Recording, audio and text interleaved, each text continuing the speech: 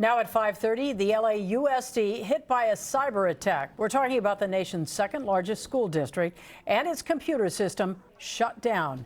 Tonight, we're trying to understand what is the impact on all the schools and who might be behind this attack.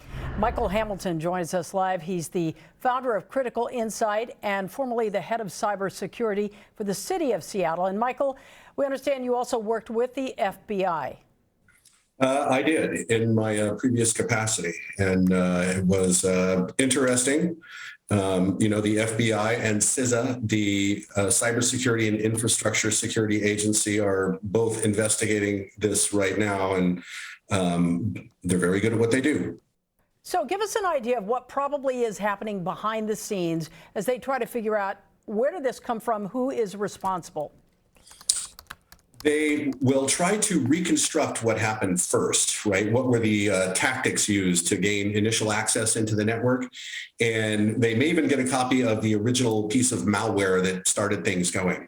And they're going to digitally reverse engineer that so that they can look for clues in the source code that they have seen in other tools used. And they have a big database. They work with a lot of private sector companies to do this that have amazing capability, and they do a pretty good job of this attribution.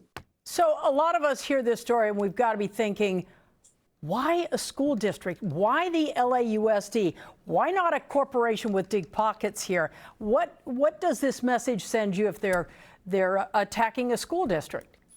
Well, the records are valuable, and we don't know yet whether records were taken to either hold in abeyance by this probably criminal gang for extortion or to monetize directly because they can just be sold, or both.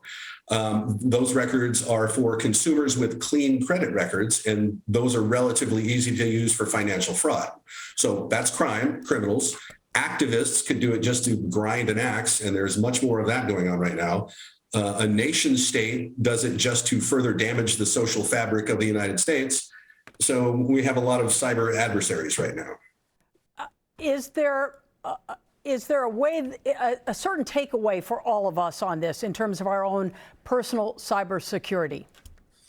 Well, the population of people that are engaging in this kind of thing, either to monetize it or as activists, like I said, is very large right now. It's grown and grown and grown. Nation states are into it right now. So I would consider things like this, if you run a business and even as a consumer, this is a foreseeable event. And we're just going to see a lot more of this until we come up with some very broad policy changes, probably internationally. But Michael, we understand that teachers and students and administrators are being asked to change their passwords. Is that the takeaway we should all have? I mean, would that be a solution to some of this? That would be a solution to some of this. That kind of suggests that what may have been disclosed are the credentials for potentially all the students and all the staff. So that gives us a little hint as to what they may be investigating there.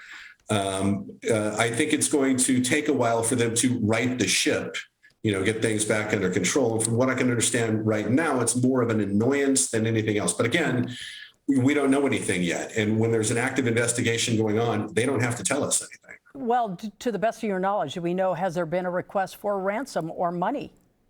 We do not know if paying an extortion demand is being contemplated. And it's likely that the district's insurance company is calling a lot of those financial shots right now. They're going to be costs for sure. Michael, you mentioned right the ship. Give us an idea of how long that might take. Well, it depends on, what the extent of the damage is. Have, servers been encrypted? Are there backups for those that they could just apply and get that right back? Maybe. I would imagine in an organization as large as the district that there are backups like that. There's going to be the maintenance administration costs for just resetting all those passwords. That's like 600,000 passwords. That's a huge. So, again, that's cost. So right now, while I say this is an annoyance, we don't really know what the extent of the damage is. And if it goes further, there could be further impact. All right, Michael Hamilton, thanks so much for your expertise on this. And let me just add, we will be talking with you live again at 7 o'clock during the news then. Perhaps we'll have a few more facts by then. All right. Look forward to it. Take care, Michael. Thanks. Thank you.